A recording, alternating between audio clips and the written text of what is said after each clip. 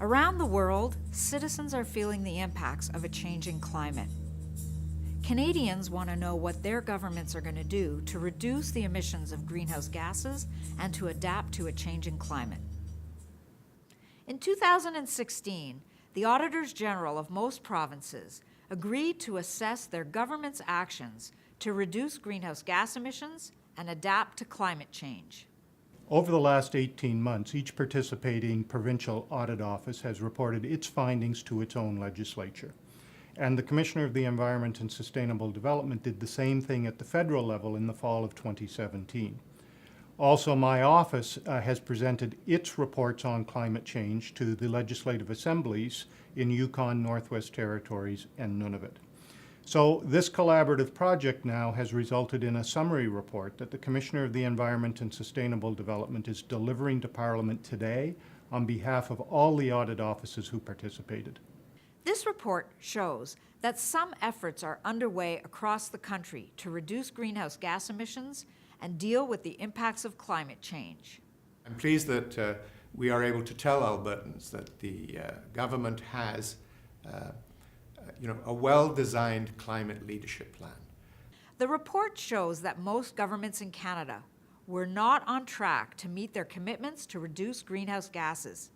In fact, while half have set overall reduction targets, only 2 are on track to meet them.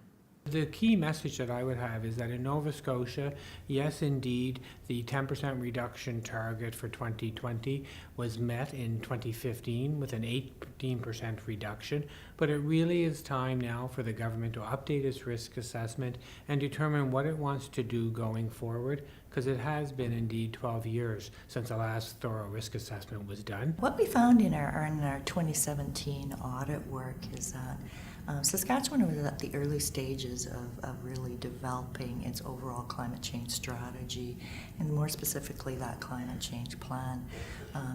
It was in the Ministry of Environment was taking the lead and collecting risk assessment data related to climate change that other government organizations had done, and having an overall overarching risk assessment from a province perspective. That's really your first step in developing an adaptation plan. Sources of greenhouse gas are different across the country. For some, transportation is the largest source of greenhouse gas emissions, while for others, it is oil and gas, or agriculture, or electricity. Last fall, I reported that Canada is not expected to meet its 2020 target for reducing greenhouse gas emissions, and that meeting the 2030 target will require significant effort and actions beyond those currently planned or in place. This report also shows that most Canadian governments are not ready to deal with the impacts of a changing climate.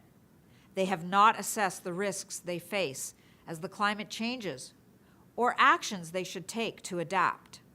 Our audit of climate change in the Northwest Territories came at an ideal time because the government is currently putting together a new climate change strategic framework that is intended to deal with both mitigation and adaptation going forward. However, it will be important for that framework to incorporate the recommendations we made in our audit in areas such as developing clear targets, for example, for emissions. What we found is that the province has demonstrated they are working on and thinking about what needs to be done for adaptation, in the fact that they've done these vulnerability assessments, but that needs to be taken to the next level. Prince Edward Island's climate change strategy of 2008 included 38 mitigation actions. One of those actions included programs to increase the efficiency of heating island homes and buildings. However, government strategy did not include important information about these mitigation actions. The findings from the federal, provincial, and territorial climate change audits confirm that Canada's governments are working on climate change, but that the work is far from being done. Effective action on climate change in Canada will require a concerted effort across all levels of government, such as the recent collaboration between the provinces, territories, and federal departments to develop the Pan-Canadian Framework on Clean Growth and Climate Change. I encourage you to read the Collaborative Report on Climate Change Action to find out more about the work of Auditor Generals on climate change.